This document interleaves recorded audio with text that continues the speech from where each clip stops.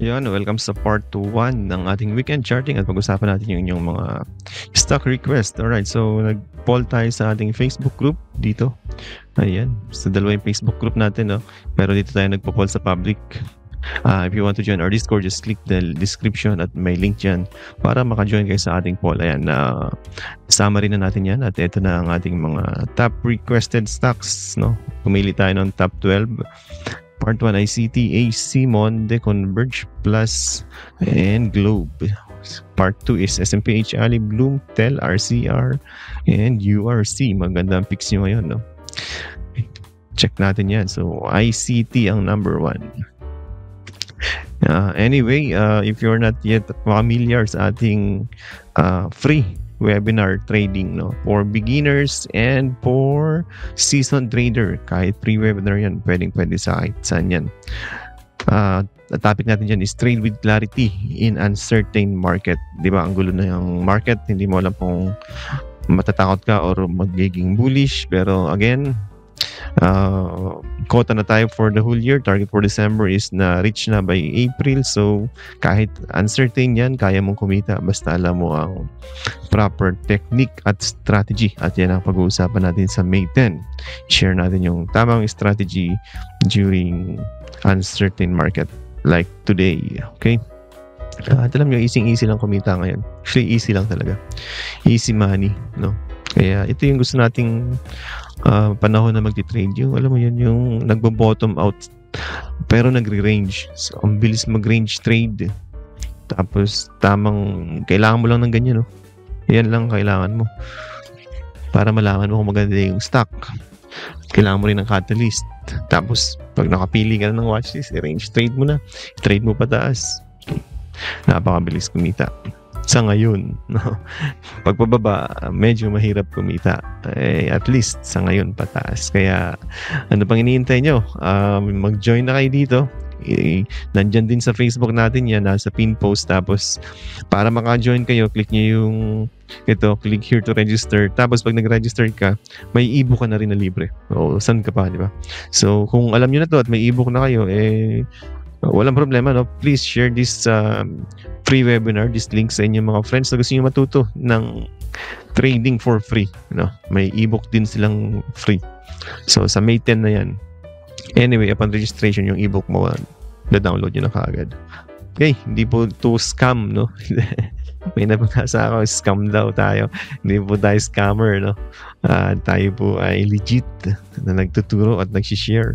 At marami na tayong PTS na nagpaalam sa atin dahil ang talagang goal natin is turuan at maging consistent na kumikita.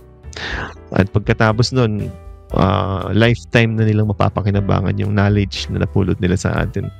At marami na nagpaalam sa atin kasi nga magaling na sila, no? Kayang-kaya na nila.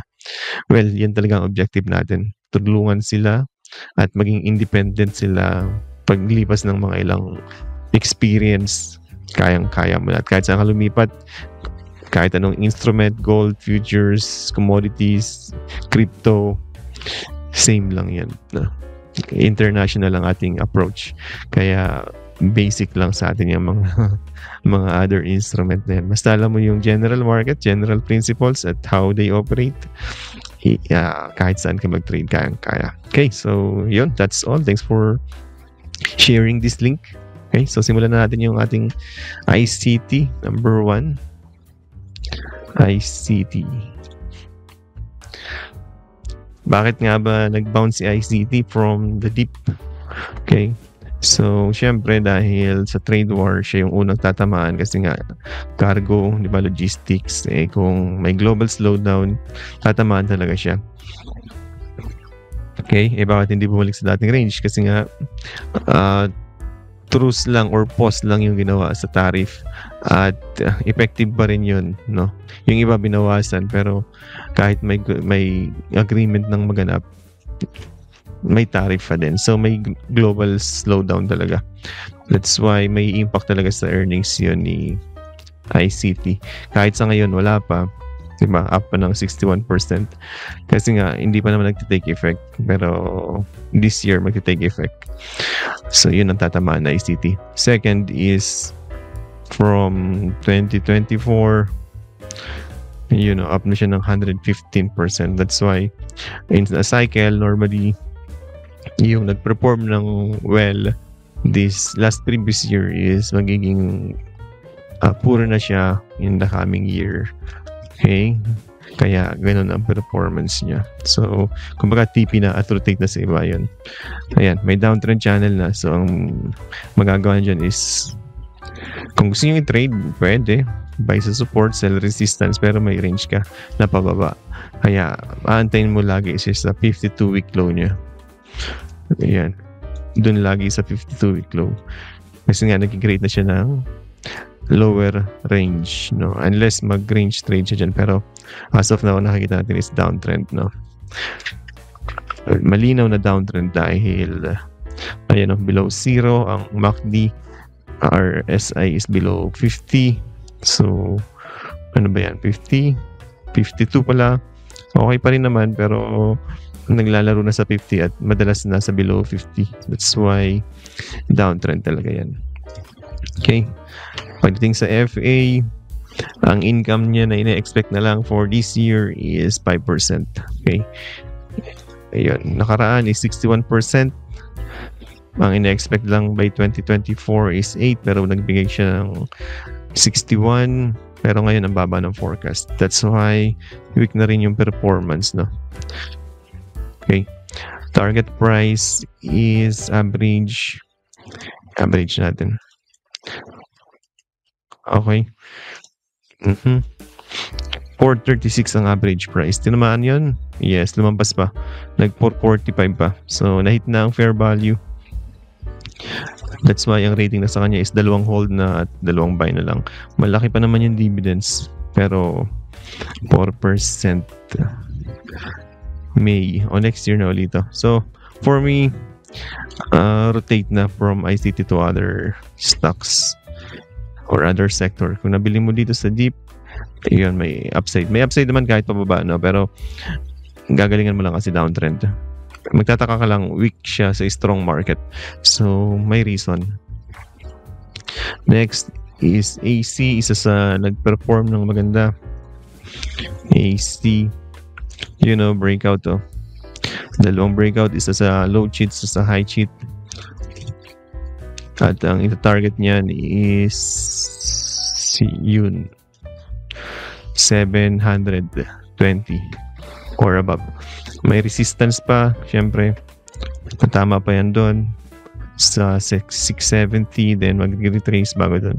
So, may upside pa ba? Oo naman. 17% sa technicals, no? May momentum. Yes, may momentum na. So, by the deep, kung gusto niyo ng AC, hopefully mag-retrace, pero ganda ng candle. Hopefully ito resistance yan, di ba? May 200. So pag nag-retrace yan somewhere 580 yan, pwede yan dyan.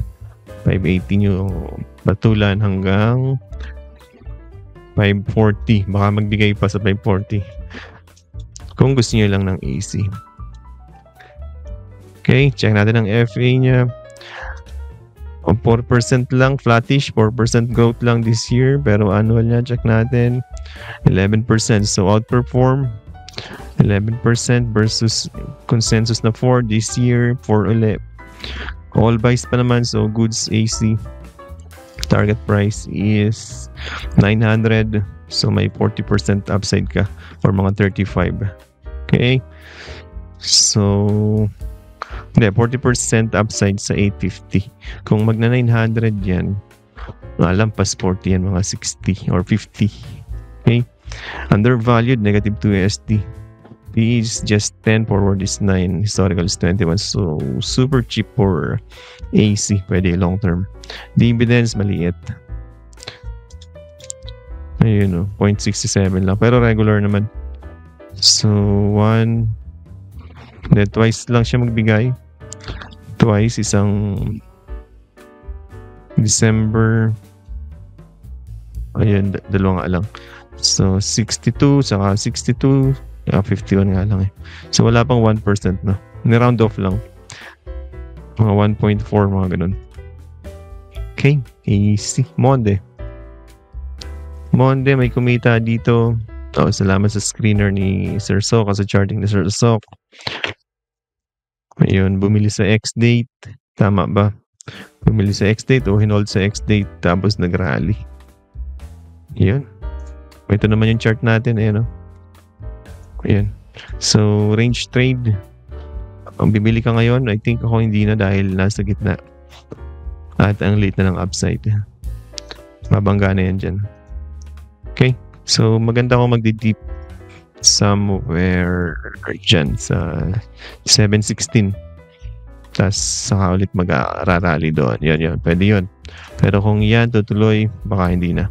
Maganda yung momentum kasi may volume. So kung may hawak kayo, hold na lang and sell partial near 6 or 860. May momentum na. Yes, meron na. Akit na. So nasa ilalim pa. Pwede. Monde. Earnings, 26% ang forecasts this year. 26, ang binigay niya is 171 sa annual. So I think may one-offs to kaya ganyan. This 2025 is just 19%. So let's see kung antayin natin yung Q1. Malapit na yung Q1. Okay. One hold, 3 buys, 2.2% yield, 41% upside, target is 11. Okay naman ang net profit margin, return on asset, okay din lahat. Goods. EPS negative. Kasi nga may one-offs to. Okay, yun lang Monde. Overall, good si Monde. Just by near support. Or sa pullback dito. Kasi nga, pababa na inflation. So, good choice, Monde. Next is Converge. Let's see Converge. Converge parang strong to nung ayan, strong nga talaga. So ayan, meron tayo ditong cup and handle and then nag-breakout sa cup. Malaki ang upside ng ganyan. Sukatin na lang natin. Kaya lang masyado tong mataas ang pangarap. Mataas ang pangarap pag yan nagkato kasi 100% na yan eh. Sa breakout niya sa handle, let's see kung kaya, pero technical wise yan ang sinasabi, no? 25 anyway, 25 is mid lang yan kasi galing yan ng 40 plus. Okay, so sa technicals yun, baka long term yun ng technicals kasi mahaba yung consolidation eh. Pero tingnan natin to. Ayan, mukha naman siyang may range going higher. Ayan, so buying your support. Okay, antayin nyo dito, babagsak yan dyan sa 17.3 or near 17.3. Malamang MA200 ang susundun yan. Earnings, let's check. 18% annual. Ang target sa kanya is 16. So most likely consensus is above ng konti. 2025 walang rating. FA niya is 7% na lang ang upside, target price is just 20 pesos. Okay. Buy on weakness. Okay. Puro buy sila kahit maliit na yung upside, naka-buy pa rin. Pero walang consensus this year. At nagbigay siya ng dividends 2.2. Okay, sa first time. Kung gagawin niyang twice, mga 3%. Dito is 2 naka-record. Neutral ako pag Converge, no? Unless bumagsak siya dito. Ang target lang is 20. Pag bumagsak siya sa 17, target is 20. Yan, 15%. Medyo malakas na kasi yung rally. Okay. Resistance din pati talaga tong isang to, no? May resistance talaga dyan. So, sakto naman sa 20. Okay, yun lang. Neutral, buy the dip kung gusto. Walang masyadong dips. Plus, ito na si Plus. Bingo Plus. Ay, second liner. Yun, no? Matakas pa rin yung Plus. Yun, breakout. Another all-time high. si Plus. So, congrats kay Plus, mga believers. Diyan tayo bumili. Diyan. At ilang percent na. Not bad, di ba? Not bad eh. Sell partial, buy ulit. Ilang percent na. Ayun na, sakto. Anyway, hold nyo na hanggang August. Kasi tuloy-tuloy na yung pag-akyat niya. Okay. 52-week high. Mayroon yang deep possible dito sa 40. Pero I don't know kung bibili ka pa. Kung ako yung walang hawak, di na ako bibili niyan. Ang gusto kong bilihan yung mga ganyang panic ko. Yan, doon ako bibili. Pero at this level, hindi na ako bibili dyan. I-hold ko na lang yung position ko. Pero para mag-add, hindi na. Earnings, 200% this annual. Ang target niya lang is wala. And next year, 30% lang. 2025 pala. 30% lang yung target. Tingin ko kayang-kaya ng lampasan to. Kayang outperform yun. Rating is 3 buy. 3% yield. Saan ka pa?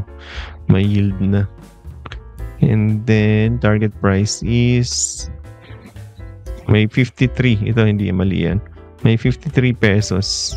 Average is 44. Sige, pagbigyan natin yung 53. Kasi mahaba pa ang August. Mahaba pa ang rebalancing. At saka maganda yung earnings niya. Growth talaga siya. Super growth. Yan. And net profit good, return on asset good, debt to equity walang utang-utang kaso wala na ring pera. Anyway, mabilis mag fundraising kasi alam nilang may potential. Grabe, congrats from 2 pesos up to 41, 1,500. Yan ang outperform. Okay, congratulations. Plus believers. Next. Bullish pa? Yes. Hold na lang. Hold. Kaka-breakout lang. Tapos kaka-volume lang. Kaka-momentum lang. So, okay pa yan. Pero wag na mag-a-add kasi baka masunog ka. Next. Plus Globe. Last na for part 1. Globe. Si Globe, well, nagsabi ako sa Discord, no? Actually, may hawak ako ng Globe. Isa to sa mga loss kong early. Anyway, na-range trade naman natin yan dito. Ayan, matagal ng range yan. Ayun, buy, sell. Tapos buy, sell, buy. Nakasell din tayo dyan. Nakabili uli ako tayo dito. Ayan, near 2,000. Dito, pinanood. At nung binasag, cut. Ayun. So, may cut din, no?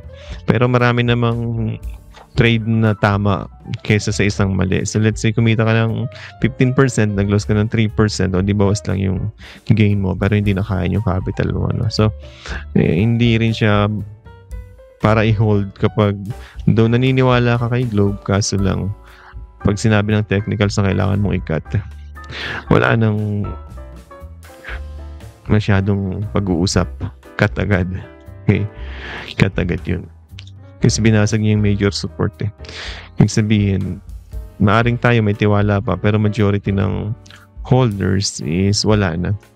So, sino bang masusunod? Siyempre, yung may malalalim na bulsa. At dahil bumitaw na sila, hindi nabutas na yung support, no? Iyon ang narrative nun. Kasi, nag-resign na nga or nag-retired na yung dating president at may bago ng president at mukhang hindi nila priority yung listing. Pero kung gumaganda yung market, baka maisip uli nila. Yun ay baka. No? Baka. Anyway, babalikan natin yan si Globe. Pag umabot yan dito, 1.7, no-brainer na yan, buy na yan. Currently, nasa support siya, yan o. So, dapat mag-hold yung level na yan. Kasi pag hindi nag-hold yung 1.9, babagsak siya sa 1.7. Okay? So, yun lang. Kung magre-range naman siya dito, mayroon ka lang 5% range. Kung tatamaan naman niya to,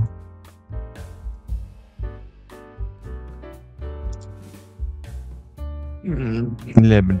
So, maliit yung range. At palagay ko, ay na medyo naumay na yung investor dito. Pero may bounce yan, no? Most likely ito, kayang-kayang i-hit yan. Mukhang capitulation na rin to. Okay?